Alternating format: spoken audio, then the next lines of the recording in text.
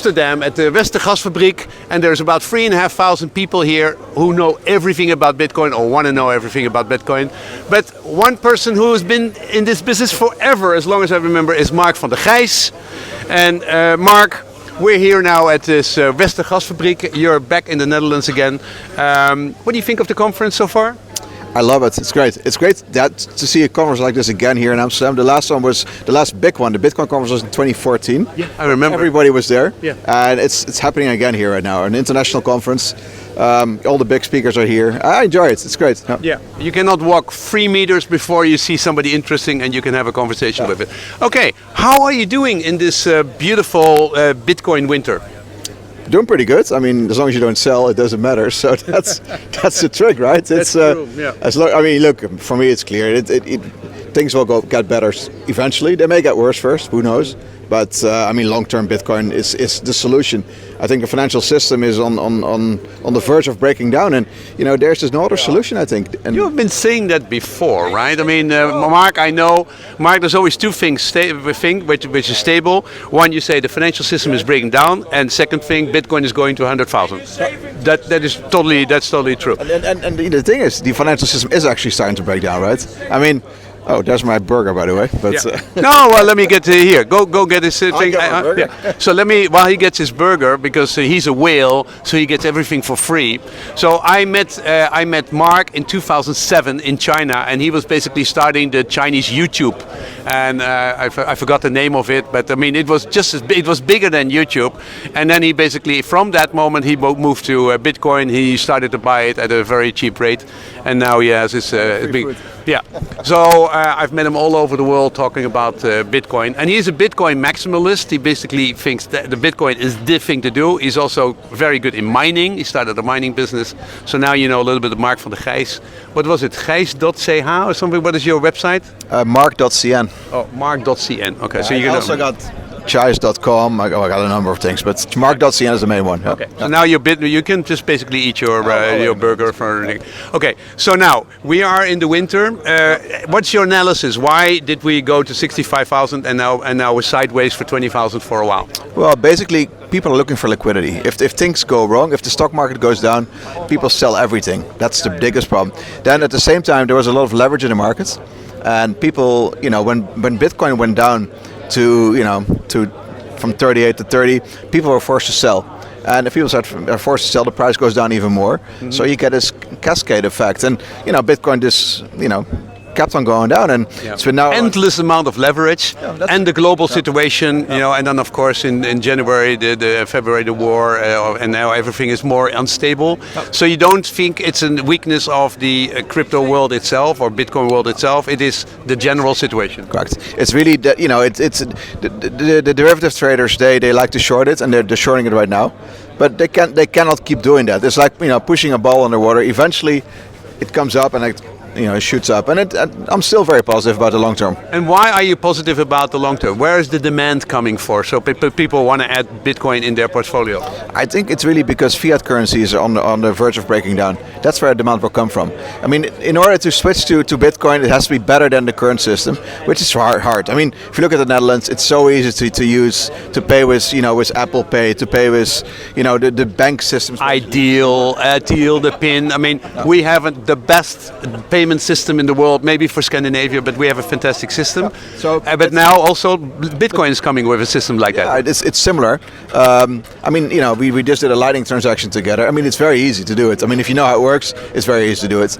And so you can send money to each other very quickly, but you can send money to anybody, right? I mean, look, we're here in the Netherlands, but even if we would be in China, we could do it as well. I mean, it doesn't matter where you are. Yeah. But I think the real thing is that the high inflation we're seeing right now, I think people may eventually lose trust in the fiat system.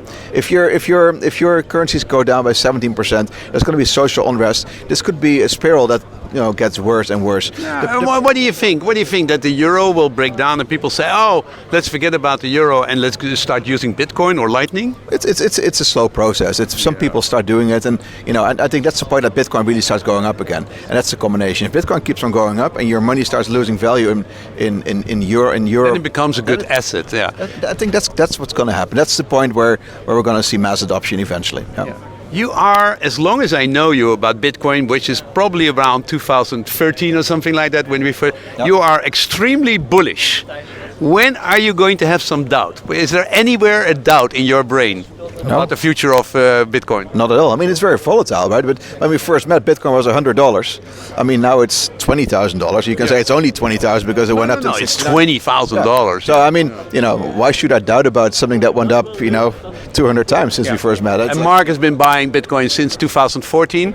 I did that too. I bought Bitcoin for €7 a pop, 100 of them, but then I sold them to buy a Tesla. So he basically hodled. You're a big hodler. Trying to, yeah. Yeah, you're a big hodler, and it doesn't matter if your capital goes up 3 or 4 times. You just look at your capital in Bitcoin and you're happy about it. Yeah, that's what I try to do. I mean, look, you got to try to make money outside of Bitcoin. Spend that money. If not, you sell some Bitcoin. But otherwise, it's a long-term solution. Yeah. Okay. We're now in the winter. I've noticed in the winter there's much more innovation.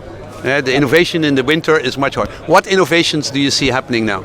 Well, you really see Lightning Network coming up right now. Innovations building on top of the Bitcoin blockchain. I mean, I started investing in Lightning.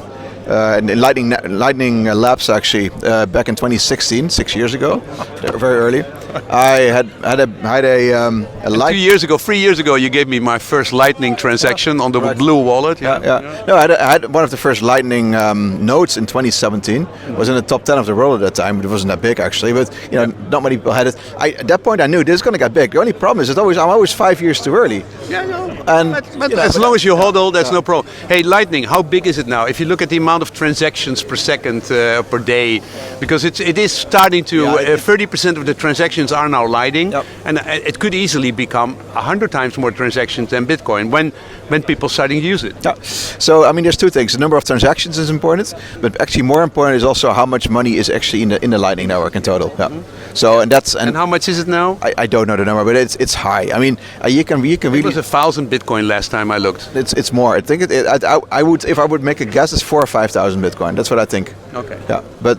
Well. So that's still for 19 million Bitcoins is still pretty small. But I mean, to have unlimited amount of transactions at Satoshi kind of pricing, it would be an ideal system.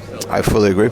Yeah. It just takes a little longer for the fiat system to break down and the Lightning system to come up. The fiat system is breaking down slowly, and that will accelerate, I think. I mean, what we're seeing right now in the world, it just is not going to end well. The governments need to keep on printing money, and so that's going to be the end, I think. Yeah. What is Marc van der Chijs doing nowadays? Focusing on carbon credits. I'm actually not active in Bitcoin that much anymore. I still am part of First Block Capital. The other companies that I started, I'm out of them basically. But my focus is on carbon credits. I think that's the next Bitcoin in terms of something that's going to explode in value and in price. And I think it's good for the world. And some of the CO2 production is indeed Bitcoin. What do you think of the amount of energy which Bitcoin takes and how much CO2 it produces? What do you feel about that? Well, I mean, you can look at the total amount, which is 0.4% of the global energy consumption, which is the same as what they're saying, the same as the dryers in the US, or the same as the Christmas lights. But actually, that's not something you should look at. You should look at what kind of energy it's using, and it's actually using energy that's not used for anything else. So for example, hydro. That's at night. People don't really use hydro that much because it's more used during daytime. That's the hydro that can be used, and that's free. Bitcoin is always looking for the cheapest source of energy, and that's energy that other people cannot use, and that's why it doesn't matter that much. It's 0.4%, but it's energy that wouldn't be used anyway. So that if you look at a river, enough. Okay, flowing, so. We can discuss that, but okay, that's really true. Hey, carbon credits. That you think that's going to be a huge market? The price of carbon credits is going up. How is it doing? It's went down actually this year with everything else, but that's really. I thought it was from $25 per ton going to $90 a ton or something. So I think that's the EU prices. They're about $60, $70 right now, I think. Oh. So they went down, but that's really again because governments are printing carbon credits right now because they're opening up their coal plants again, and so they need extra carbon credits. Right? If you look at the voluntary market that I'm active in, which has lower prices, it's not government controlled. That actually goes along with these markets. market. If the government prices go down, voluntary prices go down as well, unfortunately. But I mean, look, long term, it's so clear where this is going. It's going to be hundreds or thousands of dollars per carbon credit. So we're mining them or creating them at $10 right now. So there's big profit there eventually. Okay, so you hear it now. Marc says, time to get out of Bitcoin or just use it as a payment system, but get into CO2 credits. Not the European version, but the open version. Where can I find information about it, the volatile? Where can I find information about the carbon credits? Go to my website, climate8.com. Climate8.com. Marc, thank you very much. You can eat your burger now. And thank you very much for the cameraman, woman.